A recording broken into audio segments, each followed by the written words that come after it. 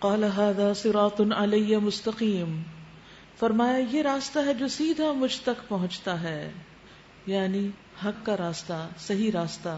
ان عبادی لیس لک علیہم سلطان، بے شک میرے بندے اللہ جن کو اپنا بندہ کہتا ہے، جو اللہ کے اطاعت گزار اور فرما بردار بندے ہوتے ہیں. لیس لک علیہم سلطان، تیرا ان پر کوئی زور نہیں چلتا، کوئی بس نہیں چلتا. الا من اتبعک من الغاوین، سوائے ان کے جو بہکے ہوئے ہیں، انہی پہ تیرا بس چلے گا، وہی تیری پیروی کریں گے. وَإِنَّ جَهَنَّمَ لَمَوْعِدُهُمْ أَجْمَعِينَ، اور ان سب کے لیے جہنم ہی وعدے کی جگہ ہے، سب وہیں اکٹھے ہوں گے. تو آپ دیکھیے کہ دو گروہ ہیں، غاوین کا یا مخلصین کا. یا تو انسان بہکا ہوا ہے اور یا پھر اللہ کا چنا ہوا ہے. تو ہمیں غاوین سے نکل کر مخلصین میں شامل ہونا ہے، ورنہ غاوین تو سب ایک جگہ اکٹھے ہو جائیں گے. کیا ہے جہنم؟ لہا سبعۃ ابواب، جس کے 7 دروازے ہیں. اللہ اکبر.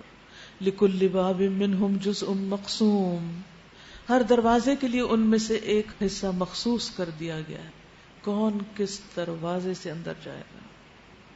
امیجن کیجئے کہ ایک بہت بڑا آگ کا گڑھا ہے اور اس کے چاروں طرف 4 دیواری ہے اور 7 دروازے ہیں، اور کوئی آپ کو بلاتا ہے کہ ادھر آؤ دیکھو یہ کیا ہے، اور آپ ایک دروازہ کھول کے صرف جھانکتے ہیں، اس کو صرف جھانک کے دیکھتے ہیں، تو دل کی کیفیت کیا ہوگی؟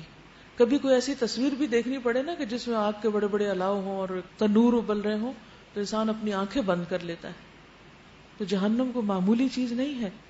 انسان کو ہر اس کام سے بچنے کی بھرپور کوشش کرنی چاہیے، چاہے کتنی بھی مشکل ہو، لیکن ضرور بچنا چاہیے تاکہ اس کو دیکھنا بھی نصیب نہ ہو، یعنی وہ دیکھیں بھی نہ. ہم اللہ ہمیں دیکھنے سے بھی محفوظ رکھے، کیونکہ اس کے تو شعلے نکل رہے ہوں گے اور اس کے اندر سے گردن نکل رہی ہوگی اور لوگوں کو پیچھے سے پکڑ لیں گے. تدعو من ادبر وتولی، دنیا میں جو پیٹ پھیر کے منہ موڑ کے حق سے چلا جاتا ہے تو اس کو وہ پیچھے سے پکڑ لیں گے. تو جہنم سب بلاؤں میں سے بڑی بلا ہے. کسی بھی بلا سے اگر آپ کو ڈر لگتا ہے، کسی بھی چیز سے آپ خوف کھاتے ہیں، تو اس خوف کو جہنم کے خوف سے بدل لیجئے کہ یہ ڈرنے کی چیز نہیں. یہ دنیا کے سانپ بچھو تو کوئی چیز نہیں، یہ کاکروچ اور چھپکلی تو کوئی چیز نہیں. اصل تو ڈرنے کی وہ چیزیں ہیں جو جہنم کے اندر کی سانپ بچھو ہیں. اس کے برعکس متقی، بچ بچ کے چلنے والے مخلص لوگ، ان المتقین فی جنات وعیون، بخلاف اس کے متقی لوگ باغوں اور چشموں میں ہوں گے، اور ان سے کہا جائے گا کہ داخل ہو جاؤ ان میں سلامتی کے ساتھ، بے خوف و خطر. ان کے دلوں میں جو تھوڑی بہت کھوٹ کپٹ ہوگی اسے ہم نکال دیں گے، یعنی ان کی آپس کی غلط فہمیاں دور کر دیں گے. بعض اوقات 2 لوگ الگ الگ بہت نیک، بہت ہارڈ ورکنگ ہوتے ہیں، لیکن somehow ان کی آپس میں بنتی نہیں. اس کی ایک وجہ یہ بھی ہو سکتی ہے کہ جب روحیں اللہ نے پیدا کی تھی تو وہاں جن کی آپس میں ملاقات ہوگی ان کے درمیان محبت پیدا ہوگی، اور جو وہاں ایک دوسرے سے اجنبی رہے وہ دنیا میں آ کے بھی ایک دوسرے سے اجنبی ہیں، ان کی آپس میں نہیں بنتی. تو یہ اللہ کی شان ہے. اللہ نے دلوں کو، روحوں کو مختلف طرح کا بنایا ہے. تو ضروری نہیں ہے کہ 2 لوگ بہت نیک ہوں اور ان کی آپس میں بہت دوستی بھی ہو. ٹھیک ہے ایک دوسرے کا احترام کریں گے لیکن اختلاف بھی ہو سکتا ہے. تو اس لیے آپ دیکھیں گے کہ ہماری تاریخ میں یہ نظر آتا ہے، بڑے بڑے ائمہ کرام ہیں، بڑے بڑے محدثین ہیں، فقہاء ہیں، اپنی اپنی جگہ ایک ایک پلر ہے دین کا، علم کا ستون ہے، لیکن آپس میں فقہی اختلافات بھی موجود ہیں، ان کا باہم احترام بھی ہے، لیکن بہرحال وہ آپس میں الگ الگ ضرور ہیں. یہ تو ویسے اختلاف کی بات ہے، لیکن بعض اختلافات میں ایک دوسرے پر زیادتی بھی ہو جاتی، کسی کے خلاف کوئی بات بھی ہو جاتی، بعض اوقات کسی کے اوپر الزام تراشی بھی ہو جاتی. انسان ہے نا، کمزور ہے. تو ایسی صورت میں انسان قیامت کے دن اگر باقی نیک اعمال کی وجہ سے جنت میں جا رہا ہوگا تو جنت میں اس وقت تک نہیں جا سکتا جب تک اس کا دل صاف نہ کر دیا جائے، اس کو دھو نہ ڈالا جائے. اور یہ کہاں ہوگا؟ قنطرہ پہ. اب تو ماشاءاللہ آپ سب کو پتا ہے یہ قنطرہ پر ہوگا. حدیث میں آتا ہے کہ مومن آگ سے نکل جائیں گے، اور جو آگ سے نکلیں گے ان کا بھی یہی حال ہوگا. جو پل صراط پار کر کے جا رہے ہیں وہ بھی قنطرہ پہ روکے جا رہے ہیں، جو آگ سے نکل کے جا رہے ہیں، یعنی کوئی بھی جنت میں اس قنطرہ کے بغیر آگے گزر نہیں سکے گا.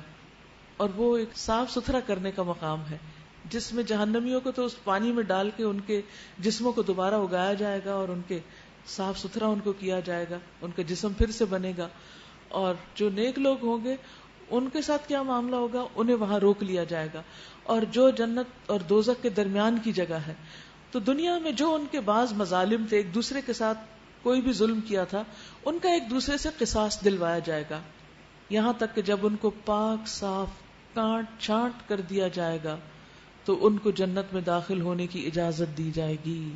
کیونکہ جنت میں سب لوگوں کے دل ایک دل کی طرح ہوں گے، کسی قسم کا کوئی اختلاف نہیں ہوگا، سب ایک دوسرے سے محبت کرنے والے ہوں گے، سب ایک دوسرے کے حقیقی خیرخواہ اور وفادار ہوں گے. دنیا میں بھی وہ گھر، وہ ادارہ، وہ جگہ جنت بن جاتی ہے جہاں لوگ ایک دوسرے پر ٹرسٹ کرتے ہیں. دنیا میں بھی محبتیں انسانوں کو ایک دوسرے کے قریب کر دیتی ہیں اور ایک دوسرے کے لیے وسعتیں دل میں آ جاتی ہیں. تو جنت کے اصل لطف یہی ہے کہ وہاں لوگوں کے دل صاف ہوں گے. دنیا میں جتنا بھی آپ دوسرے کے ساتھ احتیاط کا معاملہ کریں، کہیں نہ کہیں کوئی میل آ جاتی ہے، اور کوئی نہیں تو شیطان کوئی وسوسہ ڈال دیتا ہے.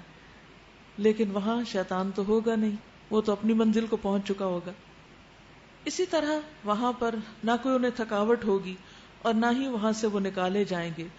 لا یمسہم فیہا نصب وما ہم منہا بمخرجین. انہیں نہ وہاں کسی مشقت سے پالا پڑے گا، نہ وہاں سے وہ نکالے جائیں گے. اے نبی میرے بندوں کو خبر دے دو کہ میں بہت درگزر کرنے والا ہوں، بہت رحیم ہوں، مگر اس کے ساتھ ساتھ میرا عذاب بھی نہایت دردناک ہے. یعنی اللہ سبحانہ تعالی معاف فرمانے والے بھی ہیں اور سزا دینے والے بھی. اس لیے کبھی انسان اس امید پر کہ وہ معاف کر دے گا گناہ نہ کرتا چلا جائے، اور اس پریشانی میں کہ میرے گناہ بہت ہے، میری معافی نہیں ہوگی، تو نیک عمل چھوڑ دے، یعنی مایوس نہ ہو. وَنَبِّئْهُمْ عَنْ ضَيْفِ إِبْرَاهِيمَ. اللہ کے مخلص بندوں میں سے ایک بندے کی مثال اب دی جائے گی. اور ذرا انہیں ابراہیم کے مہمانوں کا قصہ سنا دو علیہ السلام. جب وہ آئے اس کے ہاں اور کہا سلام ہو تم پر، تو اس نے کہا ہمیں تم سے ڈر لگتا ہے. انہوں نے جواب دیا ڈرو نہیں، ہم تمہیں ایک بڑے سیانے لڑکے کی بشارت دیتے ہیں. ابراہیم علیہ السلام نے کہا کیا تم اس بڑھاپے میں مجھے اولاد کی بشارت دیتے ہو؟ ذرا سوچو تو صحیح، یہ کیسی بشارت ہے جو تم مجھے دے رہے ہو؟ فَبِمَ تُبَشِّرُونَ. یہ کیسی بشارت، یہ کیسے ہو سکتا ہے؟ How is it possible؟ انہوں نے جواب دیا ہم تمہیں برحق بشارت دے رہے ہیں، تم مایوس نہ ہو. ابراہیم علیہ السلام نے کہا اپنے رب کی رحمت سے مایوس تو گمراہ لوگ ہی ہوا کرتے ہیں، یعنی میں مایوس نہیں ہوں، ہوپ فل ہوں. پھر ابراہیم علیہ السلام نے پوچھا اے فرشتو وہ مہم کیا ہے جس پر آپ لوگ تشریف لائے ہو؟ وہ بولے ہم ایک مجرم قوم کی طرف بھیجے گئے، قوم لوط کی طرف. صرف لوط کے گھر والے مستثنا ہیں، ان سب کو ہم بچا لیں گے سوائے اس کی بیوی کے، جس کے لیے اللہ تعالیٰ فرماتا ہے کہ ہم نے مقدر کر دیا ہے کہ وہ پیچھے رہ جانے والوں میں شامل رہے. پھر جب یہ فرشتے لوط علیہ السلام کے ہاں پہنچے تو انہوں نے کہا آپ لوگ اجنبی معلوم ہوتے ہیں. اس سے کیا پتہ چلتا ہے؟ ابراہیم علیہ السلام نے بھی دیکھ کے نہیں پہچانا، لوط علیہ السلام نے بھی نہیں پہچانا. ایک بڑی خاص بات پتہ چلتی کہ پیغمبر غیب کا علم نہیں رکھتے. ان کو نہیں پتا تھا کہ یہ فرشتے انسانی شکل میں آئے بیٹھے. انہوں نے جواب دیا نہیں، بلکہ ہم وہی چیز لے کر آئے ہیں جس کے آنے میں یہ لوگ شک کر رہے تھے. ہم تم سے سچ کہتے ہیں کہ ہم حق کے ساتھ تمہارے پاس آئے ہیں، لہٰذا اب تم کچھ رات رہے اپنے گھر والوں کو لے کر نکل جاؤ اور خود ان کے پیچھے پیچھے چلو، تم میں سے کوئی پلٹ کر پیچھے نہ دیکھے، بس سیدھے چلے جاؤ جدھر جانے کا حکم دیا جا رہا ہے. اور اسے ہم نے اپنا یہ فیصلہ پہنچا دیا کہ صبح ہوتے ہوتے ان لوگوں کی جڑ کاٹ دی جائے گی. اتنے میں شہر کے لوگ خوشی کے مارے بےتاب ہو کر لوط علیہ السلام کے گھر چڑھائے. لوط علیہ السلام نے کہا بھائیو یہ میرے مہمان ہیں، میری فضیحت نہ کرو، اللہ سے ڈرو، مجھے رسوا نہ کرو.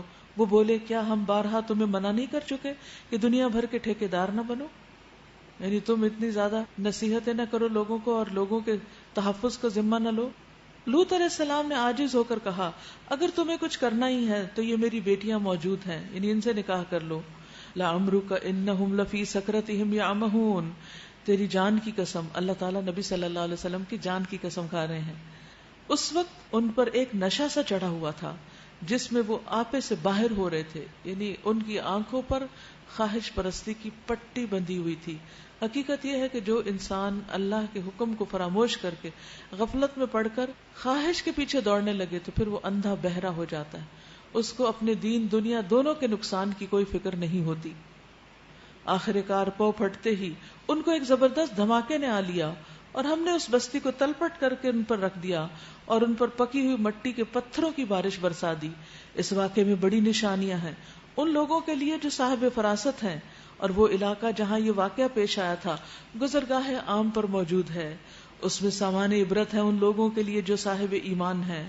اور ایکا والے ظالم تھے تو دیکھ لو کہ ہم نے ان سے بھی انتقام لیا، اور ان دونوں قوموں کے اجڑے ہوئے علاقے کھلے راستے پر واقع ہیں. ہجر کے لوگ بھی رسولوں کی تکذیب کر چکے ہیں. ہم نے اپنی آیات ان کے پاس بھیجی، اپنی نشانیاں ان کو دکھائیں. ہجر جو ہے یہ قوم سمود یعنی مدین کے لوگ. ہم نے اپنی آیات ان کے پاس بھیجی، اپنی نشانیاں ان کو دکھائیں، مگر وہ سب کو نظر انداز ہی کرتے رہے.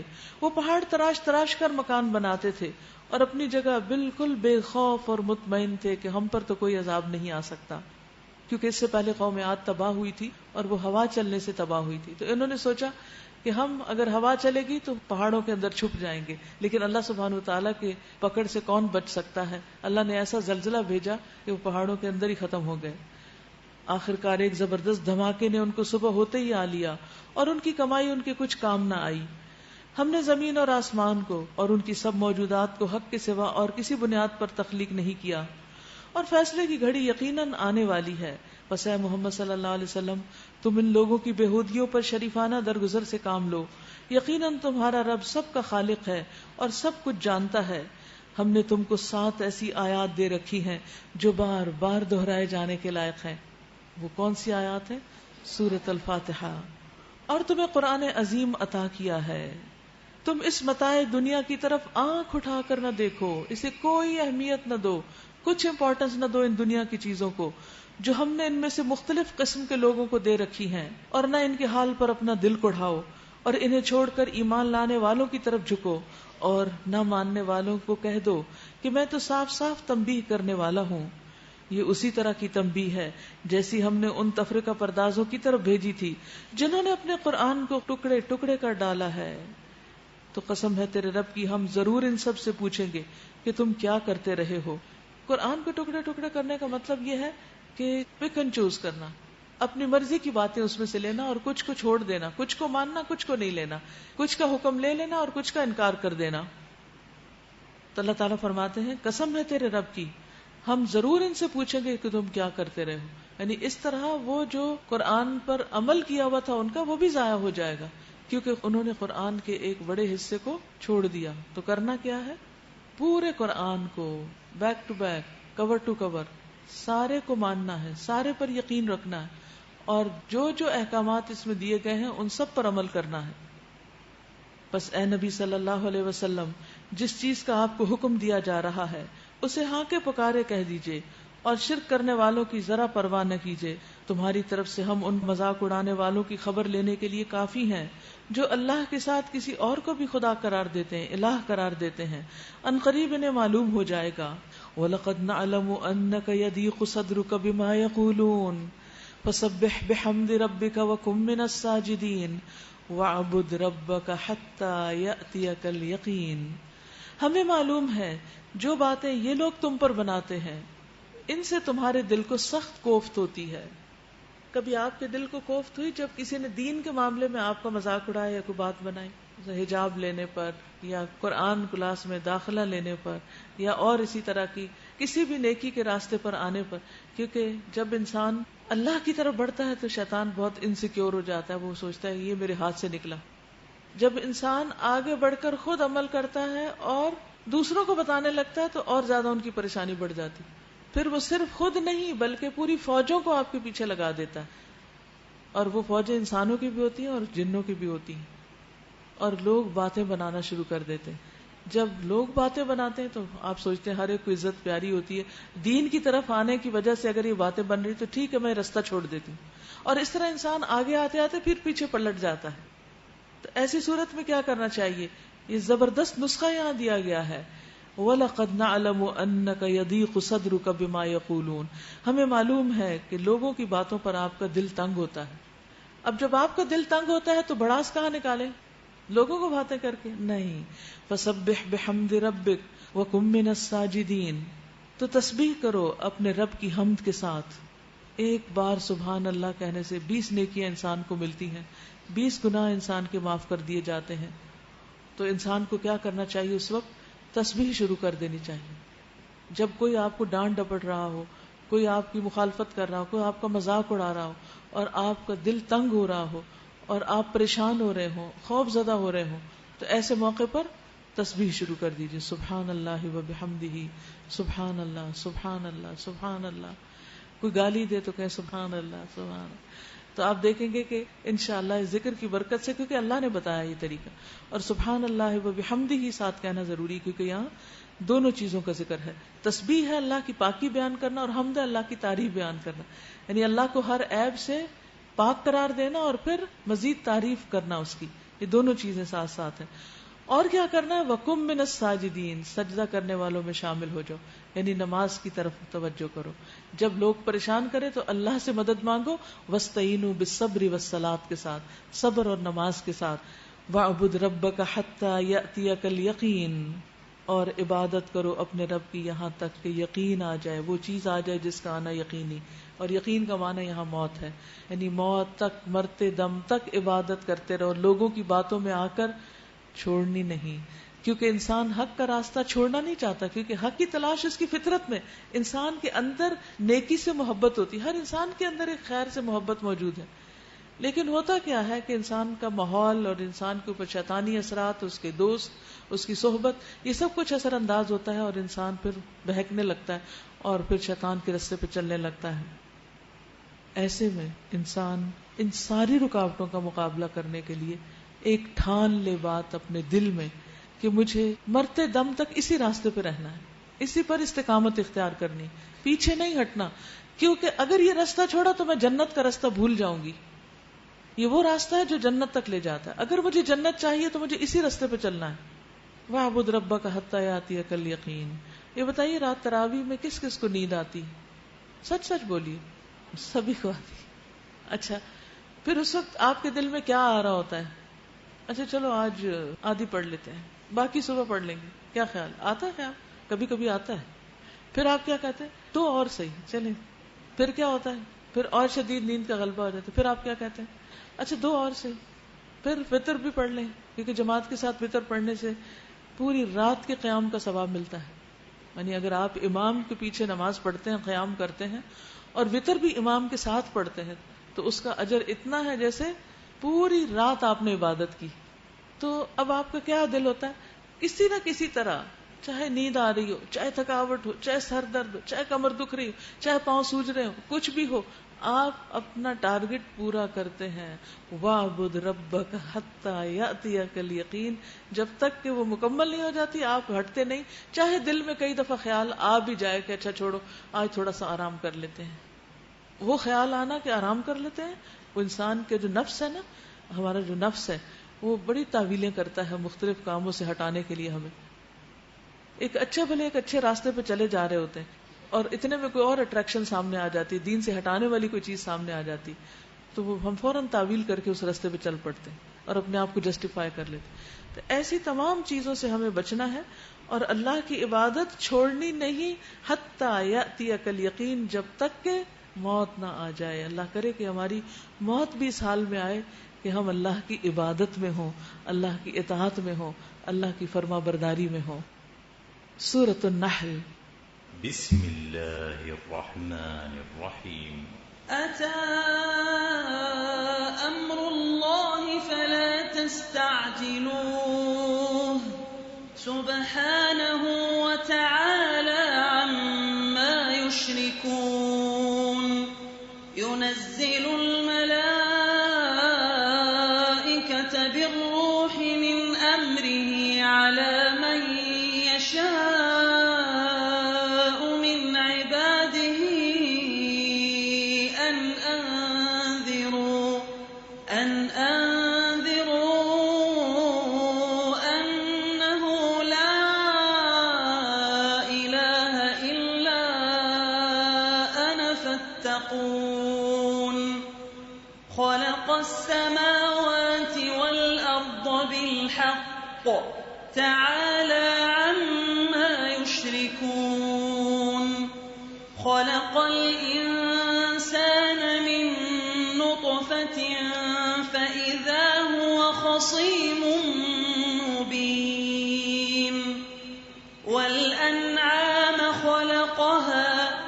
لكم فيها دفء ومنافع ومنها تأكلون ولكم فيها جمال حين تريحون وحين تسرحون وتحمل أثقالكم إلى بلد لم تكونوا بالغيه إلا بشق الأنفس إن ربكم لرؤوف رحيم. سورۃ النحل مکی سورت ہے. شروع کرتی ہوں اللہ کے نام سے جو بے انتہا مہربان نہایت رحم فرمانے والا ہے. اتا امر اللہ فلا تستعجلوه سبحانہ وتعالی عما یشرکون ينزل الملائکۃ بالروح من امرہ علی من یشاء من عباده ان انذروا انہ لا الہ الا انا فاتقون. آ گیا اللہ کا فیصلہ، اب اس کے لیے جلدی نہ مچاؤ، پاک ہے وہ اور بالا و برتر اس شرک سے جو یہ لوگ کر رہے ہیں. وہ اس روح کو اپنے جس بندے پر چاہتا ہے اپنے حکم سے ملائکہ کے ذریعے نازل فرما دیتا ہے. اللہ کا فیصلہ آ گیا، نبی صلی اللہ علیہ وسلم کی ہجرت کا فیصلہ. نبی صلی اللہ علیہ وسلم کو لوگ بہت پریشان کر رہے تھے مکہ میں، اور آپ چاہتے تھے کہ اب اس جگہ کو چھوڑ جائیں، لیکن اللہ کے حکم کے منتظر تھے. تو اللہ سبحانہ وتعالی نے خوشخبری دے دی کہ اب وہ وقت آ گیا ہے. سبحانہ پاک ہے وہ، وتعالی عما یشرکون اور بہت بلند ہے اس سے جو وہ شریک ٹھہراتے ہیں. وہ اس روح کو یعنی قرآن کو، وحی کو اپنے جس بندے پر چاہتا ہے اپنے حکم سے ملائکہ کے ذریعے نازل فرما دیتا ہے، اس ہدایت کے ساتھ کہ لوگوں کو آگاہ کر دو میرے سوا کوئی تمہارا معبود نہیں، لہٰذا تم مجھی سے ڈرو. اس نے آسمان اور زمین کو برحق پیدا کیا ہے، یعنی ایک مقصد کے ساتھ پیدا کیا ہے. وہ بہت بالا و برتر ہے اس شرک سے جو یہ لوگ کرتے ہیں، یعنی سب کچھ بنانے والا وہ ہے. اگر کوئی اور اس کی تخلیق میں کسی اور کو شریک کرتا ہے تو اللہ سبحانہ وتعالیٰ کو اس کا کوئی نقصان نہیں ہوتا. خلق الانسان من نطفۃ فاذا هو خصیم مبین. اس نے انسان کو ایک ذرا سی بوند سے پیدا کیا اور دیکھتے دیکھتے سریحن وہ ایک جھگڑالو ہستی بن گیا. بیبی کتنا چھوٹا سا معصوم سا پیدا ہوتا ہے اور پیدائش سے پہلے بھی 9 مہینے کس حال میں گزار چکا ہوتا ہے، اور پھر جو بڑا ہوتا چلا جاتا ہے کتنا اٹک اٹک کے بولتا ہے، اور پھر جب بولنے پہ آتا ہے تو کیسے بحثیں کرتا ہے اور کیسے آرگیو کرتا ہے، حتیٰ کہ رب کو بھی چیلنج کر دیتا ہے. تو اللہ تعالیٰ فرماتے ہیں کہ دیکھو انسان کو کہ کیسا جھگڑالو بن گیا ہے، حالانکہ پیدا اللہ سبحانہ وتعالیٰ نے کیا اور اسی کا فرما بردار رہنا چاہیے اور اس کی بات کو مان لینا چاہیے، لیکن آسانی سے مانتا نہیں. اس نے جانور پیدا کیے جن میں تمہارے لیے پوشاک بھی ہے، لباس بھی بنتے ہیں، لیدر جیکٹ سب سے زیادہ مہنگی ہوتی ہے، اور خوراک بھی ہے، میٹ کھاتے ہو تم، اور طرح طرح کے دوسرے فائدے بھی ہیں، دودھ بھی ہے، اور ان کے بالوں وغیرہ سے بہت کچھ اور بنتا ہے. ان کی ہڈیوں سے، ان کی بون میرو سے جیلی بنا کے کھاتے ہو. ان میں تمہارے لیے جمال ہے، جبکہ صبح تم انہیں چرنے کے لیے بھیجتے ہو اور جبکہ شام انہیں واپس لاتے ہو. وہ تمہارے لیے بوجھ ڈھو کر ایسے ایسے مقامات تک لے جاتے ہیں جہاں تم سخت جاں فشانی کے بغیر نہیں پہنچ سکتے. حقیقت یہ ہے کہ تمہارا رب بڑا ہی شفیق اور مہربان ہے. باوجود اس کے کہ انسانوں نے بہت ترقی کی اور پہیا ایجاد ہو گیا اور گاڑیاں اور سائیکلیں اور ٹرک اور کیا کچھ ٹرانسپورٹیشن کے لیے استعمال ہوتا ہے، لیکن آج بھی بہت سی ایسی جگہ ہیں کہ جہاں آپ کی گاڑیاں چلنے سے انکار کر دیتی ہیں، وہاں اللہ کے پیدا کیے ہوئے یہی جانور سامان اٹھا کے لے جاتے ہیں. والخیل والبغال والحمیر لترکبوها وزینہ ویخلق ما لا تعلمون. اسی نے گھوڑے اور خچر اور گدھے پیدا کیے تاکہ تم ان پر سوار ہو اور وہ تمہاری زندگی کی رونق بنے، اور بہت سی چیزیں تمہارے فائدے کے لیے پیدا کرتا ہے یا کرے گا جن کا تمہیں علم تک نہیں. یعنی سواری کی جو چیزیں اللہ نے ڈے 1 سے پیدا کر رکھی ہیں ان کا ذکر کیا، پھر بنوایا ایسی چیزیں بھی پیدا کرے گا جن کی ابھی تمہیں خبر نہیں.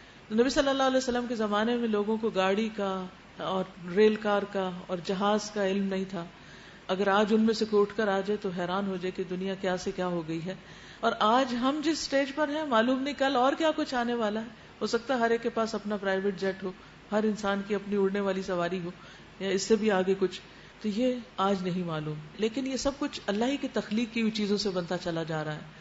بنانے والا بعض اوقات انسان بھی ہوتا ہے، لیکن وہ اپنے عقل جو ہے وہ بھی اللہ کی دی ہوئی استعمال کرتا ہے، اور جو مٹیریل استعمال کرتا ہے وہ بھی اللہ ہی کا دیا ہوا تھا.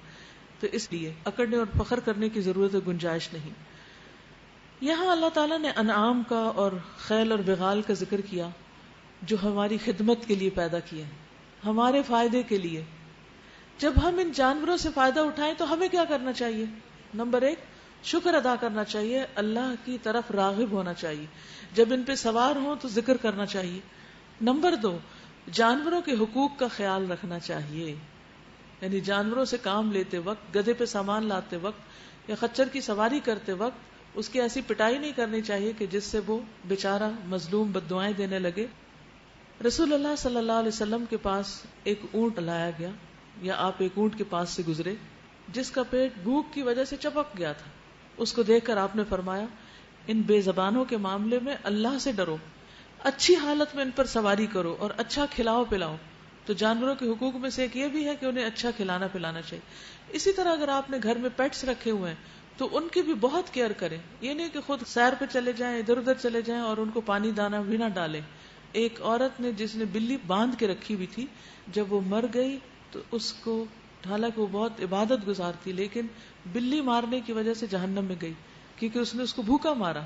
تو یا تو اللہ نے جن جانوروں کو آزاد پیدا کیا ہے ان کو آزاد ہی رہنے دے، اللہ کے واسطے آزاد ہی رہنے دے. وہ اپنی خوشی سے آئیں، آپ کے گھر جائیں، وہ اور بات ہے، لیکن آپ ان کو پکڑ کے باندھ کے نہ رکھیں کہ وہ خود کچھ اپنا کھانے پینے کا انتظام نہ کر سکیں یا وہ آپ پر ڈیپینڈنٹ نہ ہو جائیں. لیکن اگر آپ رکھیں تو پھر اتنی کیئر جتنی آپ اپنے بچوں کی کرتے ہیں یا اپنے آپ کی کرتے ہیں. اسی طرح جانوروں کے حقوق میں سے ایک یہ ہے کہ ان کو کھڑا کر کے ان کو کرسی بنا کے نہیں بیٹھا جائے ان پر. یعنی سواری کرنے کے لیے کس طرح بیٹھے؟ آر پار. یہ نہیں کہ ایک طرف کو 2 ٹانگیں لٹکا کر ان ٹانگیں بھی مار رہے ہیں ان کو اور اوپر بیٹھ کے باتیں کر رہے ہیں. یعنی 2 لوگ اپنے اپنے گدھے پہ بیٹھے ہوئے ہیں، جیسے 2 گاڑیوں والے گاڑی روک کے آپس میں باتیں کرنے لگتے ہیں. تو ایسے ہی ان کے ساتھ نہ کیا جائے. رسول اللہ صلی اللہ علیہ وسلم نے فرمایا جانوروں پر اس وقت سوار ہوا کرو جبکہ وہ صحیح سالم ہو اور صحیح حالت میں چھوڑا کرو. یہ نہیں کہ بیچارے بیمار زخمی، اور آپس کی گفتگو کے لیے انہیں کرسیاں نہ بناؤ، یہ بھی ان کے ساتھ زیادتی ہوگی. وَعَلَى اللَّهِ قَصْدُ السَّبِيلِ وَمِنْهَا جَائِرٌ، اور اللہ ہی کے ذمہ ہے سیدھا راستہ بتانا جبکہ ٹیڑھے راستے بھی موجود ہیں. اگر وہ چاہتا تو تم سب کو ہدایت دے دیتا، یعنی زبردستی ہدایت پر قائم کر دیتا، لیکن اس نے سارے راستے بنا کے چھوڑ دیے اور پھر تمہاری چوائس ہے کہ اب تم کس پہ چلتے ہو، تم کیا انتخاب کرتے ہو. وہی ہے جس نے آسمان سے تمہارے لیے پانی برسایا، یہ انتظام بھی اس کا کیا ہوا ہے، جس سے تم خود بھی سیراب ہوتے ہو اور تمہارے جانوروں کے لیے بھی چارہ پیدا ہوتا ہے. وہ اس پانی کے ذریعے سے کھیتیاں اگاتا ہے اور زیتون اور کھجور اور انگور اور طرح طرح کے دوسرے پھل پیدا کرتا ہے. اس میں ایک بڑی نشانی ہے ان لوگوں کے لیے جو غور و فکر کرتے ہیں. تو ہمیں کیا کرنا چاہیے؟ غور و فکر کرنا چاہیے اور نعمتوں کو استعمال کر کے اللہ کا شکر ادا کرنا چاہیے. وَسَخَّرَ لَكُمُ اللَّيْلَ وَالنَّهَارَ وَالشَّمْسَ وَالْقَمَرَ وَالنُّجُومُ مُسَخَّرَاتٌ بِأَمْرِهِ إِنَّ فِي ذَلِكَ لَآيَاتٍ لِقَوْمٍ يَعْقِلُونَ. اس نے تمہاری بھلائی کے لیے رات اور دن کو، سورج اور چاند کو مسخر کر رکھا ہے، یعنی ایک اللہ کے کنٹرول میں ہے، ایک ضابطے کے تحت چل رہے ہیں. اور سب تارے بھی اسی کے حکم سے مسخر ہیں. ان میں بہت نشانیاں ہیں ان لوگوں کے لیے جو عقل سے کام لیتے ہیں. اور یہ جو بہت سی رنگ برنگ کی چیزیں اس نے تمہارے لیے زمین میں پیدا کر رکھی ہیں، ان میں بھی ضرور نشانی ہے ان لوگوں کے لیے جو سبق حاصل کرنے والے ہیں. تو کیا کرنا چاہیے؟ ان سب چیزوں سے سبق حاصل کرنا چاہیے، عبرت لینی چاہیے. یہ نہیں کہ ہر چیز کو بس استعمال کیا اور آنکھیں بند کر کے آگے چل پڑے. رات کی نشانی پر غور و فکر، دن کی نشانی پر، سورج پر، چاند پر، ستاروں پر، اور بھی زمین میں جتنی چیزیں ہیں ان سب پہ غور و فکر کر کے کس نتیجے پر پہنچنا چاہیے؟ ان سب کا پیدا کرنے والا دراصل اللہ ہے. تو انسان جب غور و فکر کرتا ہے، عقل سے کام لیتا ہے، ذکر کرتا ہے، تو ہی وہ اللہ کا شاکر بنتا ہے، شکر گزار ہی تب بنتا ہے. یعنی خالی شکر کوئی چیز نہیں ہے جب تک آپ غور و فکر نہیں کرتے اور اس نعمت کی قدر نہیں کرتے اور اس کو اللہ سبحانہ وتعالیٰ کی نعمت نہیں بتاتے. غور و فکر تو سائنسدان بھی بہت کر رہے ہیں اور بڑی بڑی ریسرچز ہو رہی ہیں، ملینز اینڈ ٹریلینز کی لیبارٹریز بنی ہوئی ہیں جہاں پر کائنات میں غور و فکر ہو رہا ہے، نہ صرف زمین میں بلکہ آسمانوں اور سمندروں میں. اور لوگ اپنی جان پر کھیل کر یہ سب کچھ کر رہے ہیں، تو کیا وہ بھی شاکر بندے ہیں؟ کیا وہ شکر گزار ہیں؟ کیوں نہیں؟ اس لیے کہ وہ ان سب نعمتوں کو اللہ کی نعمت نہیں سمجھتے، اللہ سبحانہ و تعالیٰ سے الگ کر کے ان سب چیزوں کو دیکھ رہے ہیں۔ تو ہمیں کیا کرنا ہے؟ ہمیں شکر گزار بننا ہے۔ وہی ہے جس نے تمہارے لیے سمندر کو مسخر کر رکھا ہے تاکہ تم اس سے تر و تازہ گوشت لے کر کھاؤ، مچھلی وغیرہ، اور اس سے زینت کی وہ چیزیں نکالو جنہیں تم پہنا کرتے ہو، یعنی زیورات۔ تم دیکھتے ہو نہیں اس کے موتی منکوں وغیرہ سے جو زیورات بنا کے تم پہنتے ہو، موتیوں وغیرہ سے خصوصاً۔ تم دیکھتے ہو کشتی سمندر کا سینہ چیرتی ہوئی چلتی ہے، یہ سب کچھ اس لیے ہے کہ تم اپنے رب کا فضل تلاش کر سکو۔ اس لیے اللہ نے یہ سب کچھ اتنا متناسب بنایا کہ تمہاری کشتی چل سکے، اور نیچے سب کچھ چھپا دیا تاکہ تم خود ایکسپلور کرو، ڈھونڈو اور لے جاؤ، اور اس کے شکر گزار بنو۔ اور ان میں سے کتنی ہی نعمتیں ایسی ہیں جن کا ہم اللہ تعالیٰ کو کچھ بھی پیمنٹ نہیں کرتے۔ بارش برسانے کی پیمنٹ کون کون کرتا ہے؟ لیکن گھر میں جو پانی آتا ہے اس کی پیمنٹ آپ کو کرنی پڑتی ہے۔ سورج نکلتا ہے تو کون کون بل دیتا ہے اس کا؟ کوئی بھی نہیں دیتا، سب فری، ساری نعمتیں فری میں ملی ہوئی ہیں آپ کو۔ صرف آپ سے کیا چاہا گیا کہ جس نے پیدا کیا اس کو پہچانو، اس کے شکر گزار بن جاؤ اور اس کے عبادت گزار ہو جاؤ، اس کو راضی کر کے دنیا سے جاؤ آخرت میں تاکہ اس کو دیکھ سکو۔